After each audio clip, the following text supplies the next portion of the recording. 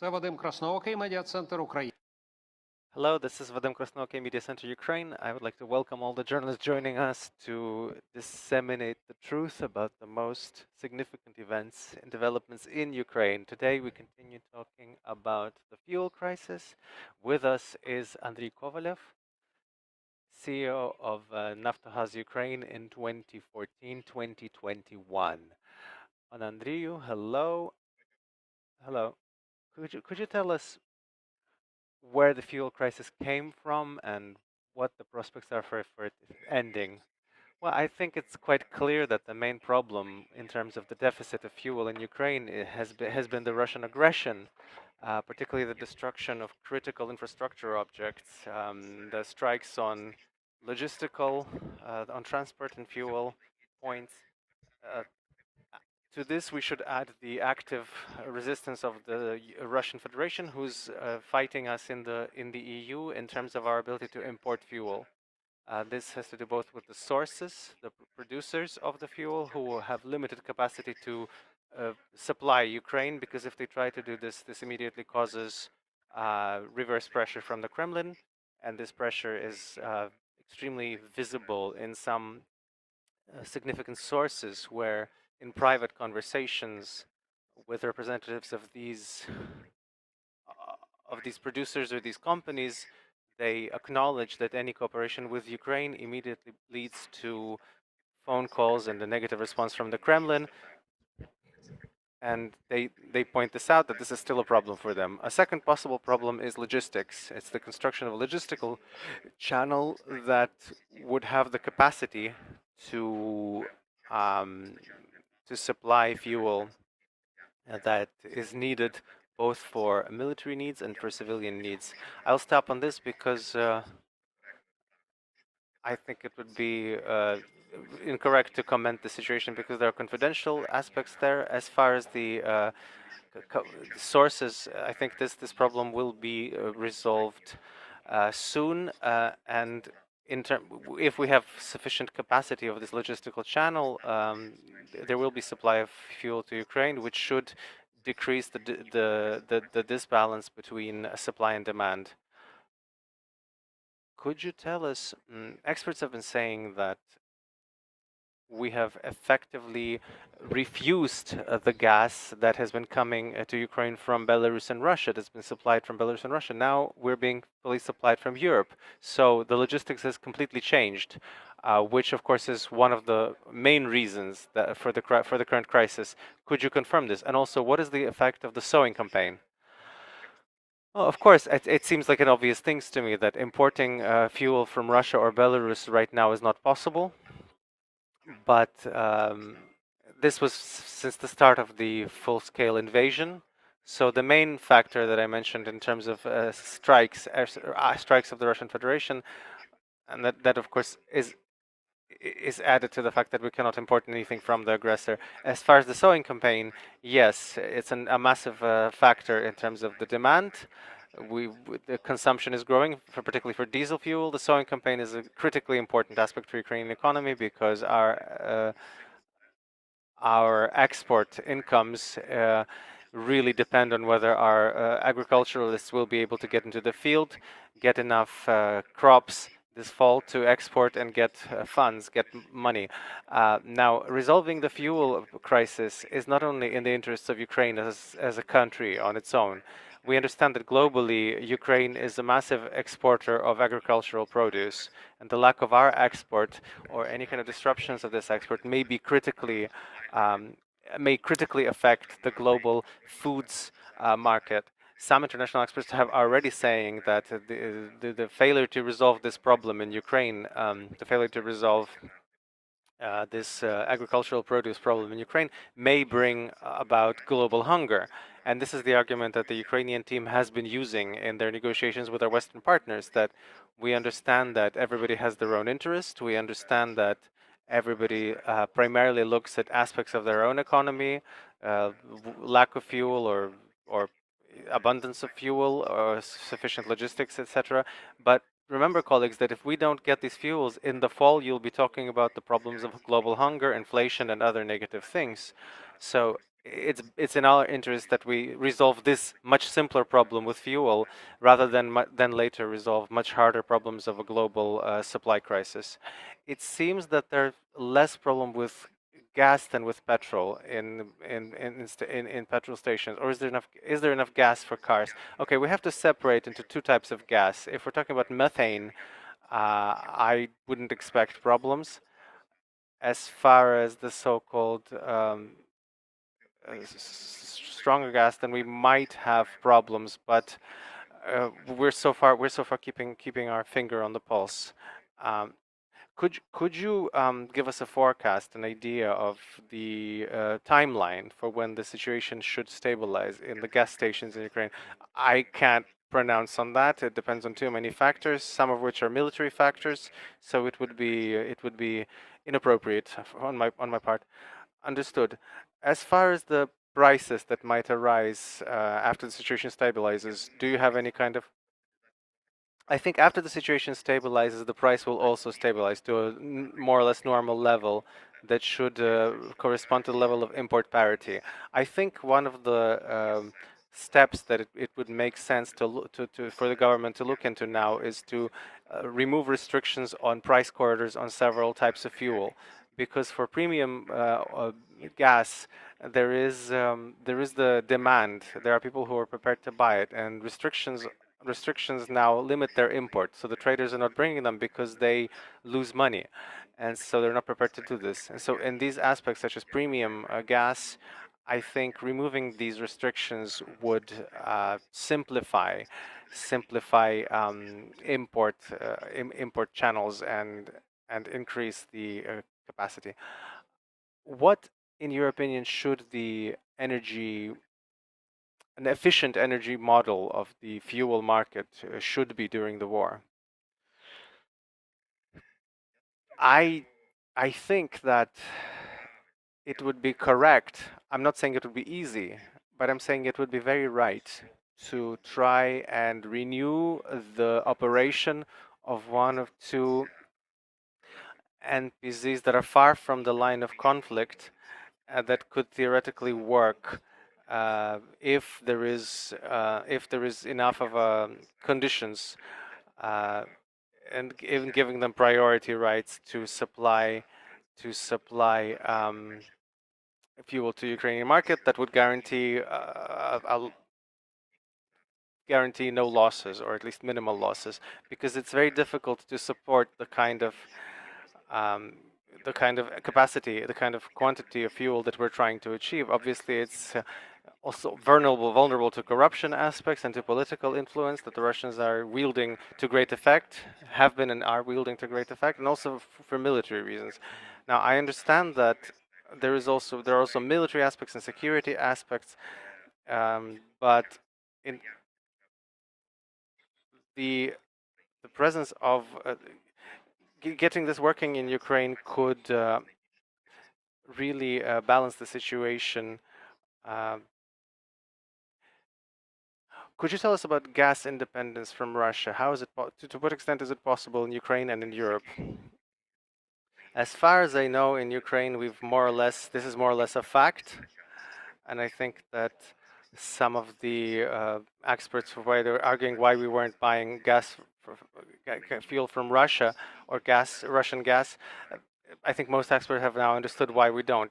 We don't buy Russian gas, we don't purchase Russian gas, and I think this is a great boon for us as compared to other European countries. As far as other European countries, it's quite possible, but the question is, how do we measure what the possible and the impossible? In terms of replacement of the physical quantities of Russian gas, we do have sources that allow us to do this that would allow this to be done quite quickly. They would require that people make decisions that make sense economically and physically, but not that are not popular in terms of, shall we say, populism, or more like, for instance, the refusal of Germany to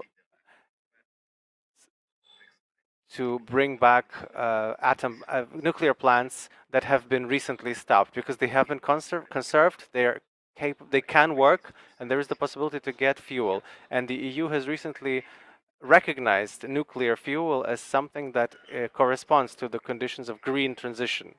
Now, this is not done only for political concerns of some part of the only reason this is not done is because of political concerns of some political parties, because for very long they have been anti-nuclear energy. They seem to feel that they have no right to change this. I disagree.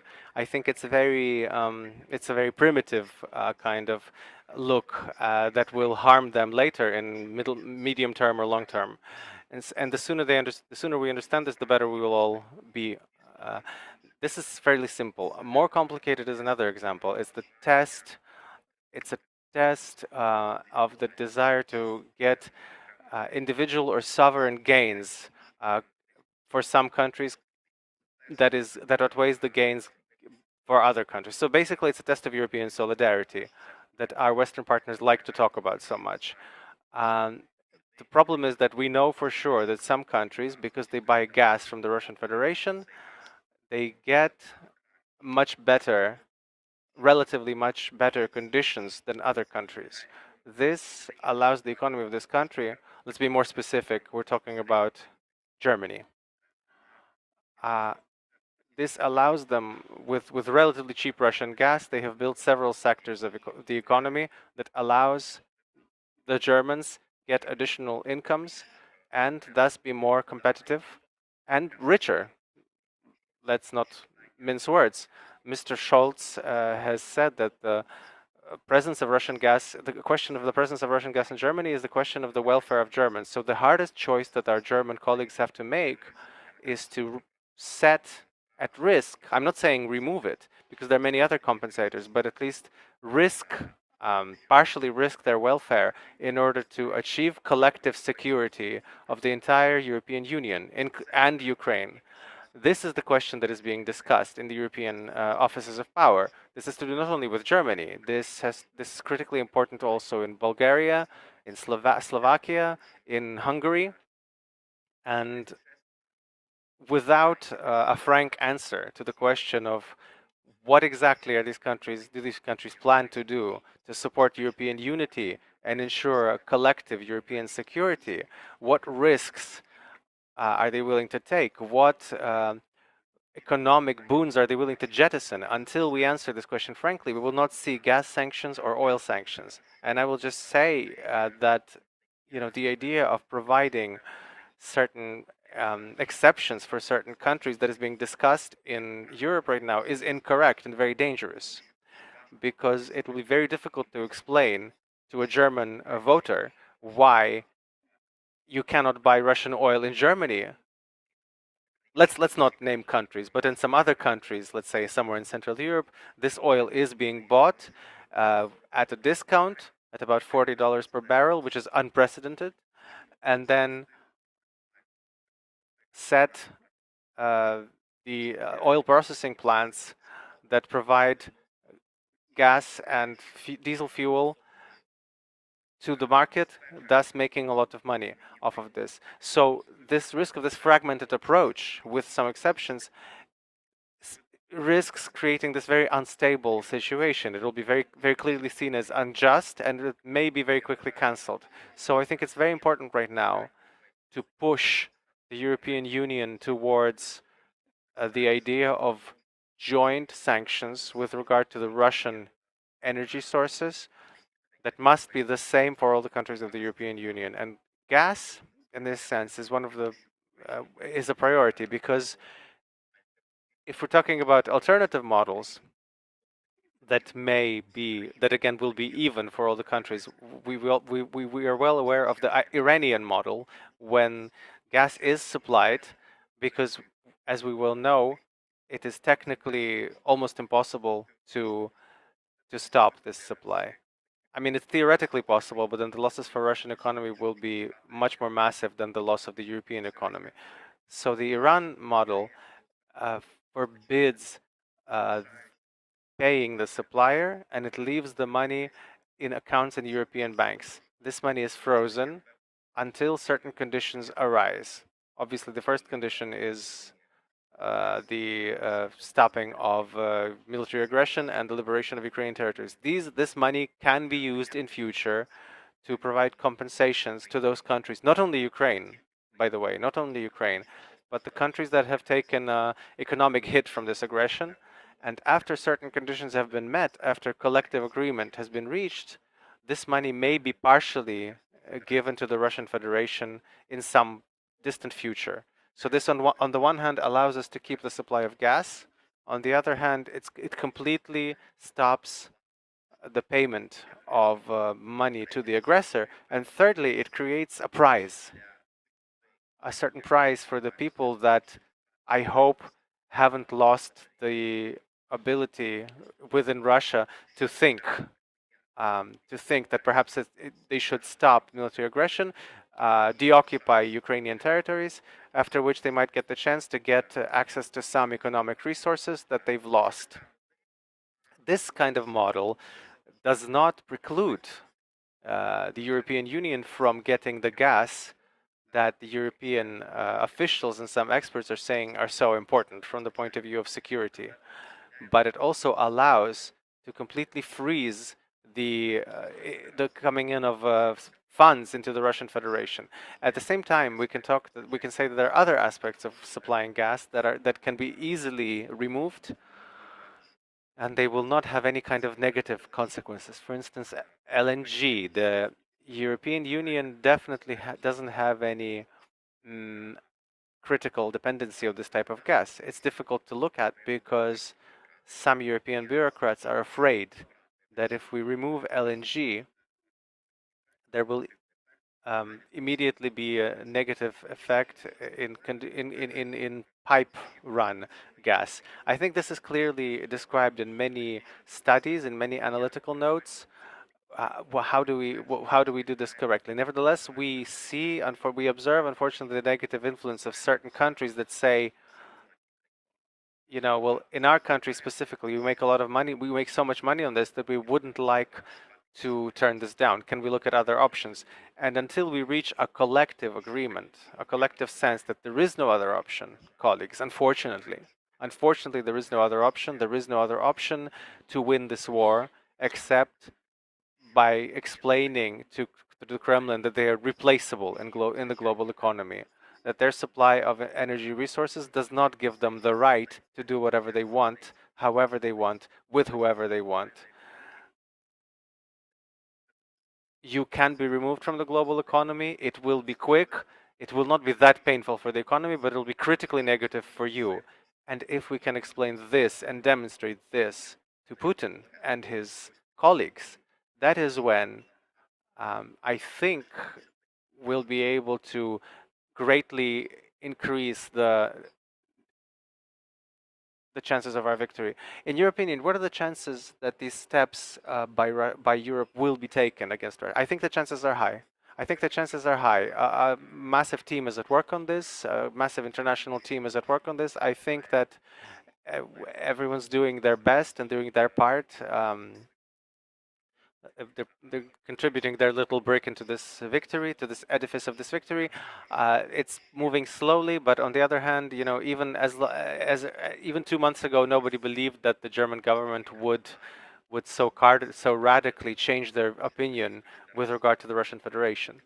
And this is where, in my opinion, it's very important that our approach and our work with European partners is, on the one hand, consistent.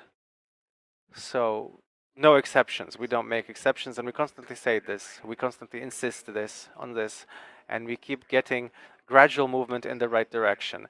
The important thing here is to not allow a mistake or a blunder that would allow us, in some compromise option, to get this kind of unstable political solution that would then be attacked by pro-Russian politicians in Europe, which we know are quite a few, and then will be destroyed completely.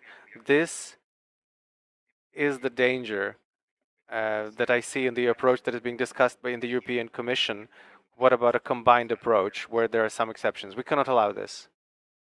This was as far as gas is concerned. Is the situation the same? Is this the same situation with the oil? are there prospects of an oil embargo against Russia, and how will it change Ukraine, and what effects would it have for Ukraine and the world? In terms of oil, it's the situation is simpler. Obviously, there are things that can replace oil that are accessible, and in order to make them available, the European economy or the Euro Commission or the European countries will have to take a risky step. They will have to refuse, they will have to turn down Russian oil without signing, they have to refuse signing, without immediately signing contracts with Middle Eastern countries, for the simple reason that these countries do not believe that the EU is serious about doing this. When they do this, and this seems similar to the kind of ideology that Ukraine was using in 2014, when at first there was the cutting off of supply. There was at first we cut off supply from the Russian Federation, and then we found alternatives in Europe. So we took a risky step. The same risky step must now be taken by the EU, and I'm sure, and there are many things that indicate that as soon as this is done, we'll get a radically different position from, let's say, a supplier like Saudi Arabia. Right now, everyone says they're not ready, they don't want to. Of course, they will not be ready, and they will not show readiness until they see that Europe really has turned down Russian oil and really opened the market. They will especially speed up their movement in terms of signing contract with European countries when they see that some other country or some other supplier of oil has made the first contract for, let's say, 10, 20, 30 years. So when they see that this large pie of the European oil market is gradually being nibbled at by other suppliers, then Saudi Arabia will change their rhetoric, will change their tune, and will start working constructively and pragmatically. Until they hear, uncertain phrases like, well, we will maybe turn down oil in 6 months or a year, their classic reaction is to say, look, well, why don't you take that step and then we'll talk. Understood? Coming back to Ukraine, what do you think we should do here to prepare for the next heating season, particularly considering that fighting can continue for months still? I think that in every crisis and in every tragedy, there is always some opportunity that opens. This opportunity, in our case, is a radical revision how gas is used in central heating. It was always inefficient and remains inefficient, and considering the number of populations that have changed, that have been internally displaced, that are now live closer to the west, closer to Western Ukraine, we have to rethink the rules and introduce the regulations, and introduce the kind of new technical changes that would allow the efficient use of gas in central heating systems. Individual heating, I think people will manage on their own, but if we do this smartly in terms of central heating, we can reduce the use of gas to the level where we won't even need to import gas. It's a difficult recipe, and I understand this. I understand that there will be criticism. Well, what about our people? What do we do in the winter? And I would like to say that our people have shown the level of heroism and the level of patriotism that I think that if this is explained to them properly, and if they're asked to help in this regard, then Ukrainians will manage with leading our central heating system into regulations that are close to European regulations. Thank you. Andriy, could you tell us, after the war, what, in your opinion, should be the energy strategy of Ukraine? Briefly, if you don't mind, just a few points. What do you think? Well, the most important thing is independence in all aspects. Right now, the problem with fuel proves to us that we need to have our own sources, and I think that this is a critically important conclusion that I hope we'll all make. We have to be independent not only in terms of gas but also in oil products. Secondly, efficient consumption. We need to bring the we need to bring our norms to it in agreement with European norms, in agreement with certain sectors that use more or less. The same has to do with, of course, with social consumption, and thirdly, extremely important. Another extremely important step is to reduce CO2 emissions and bringing our economy into making our economy decarbonized, which, as we've said. And which I hope we'll hear, we will see a certain nuclear renaissance. These are the aspects that I think will critically change our energy balance and the energy component of our economy to a positive condition. Thank you. Understood. Thank you very much, Pan Andriy, for being with us, for finding the opportunity to having this conversation with us. Thank you. With us was Andriy Kobolyev, CEO of Naftogaz Ukraine in 2014-2021. My name is Vadim Krasnookий, Media Center Ukraine.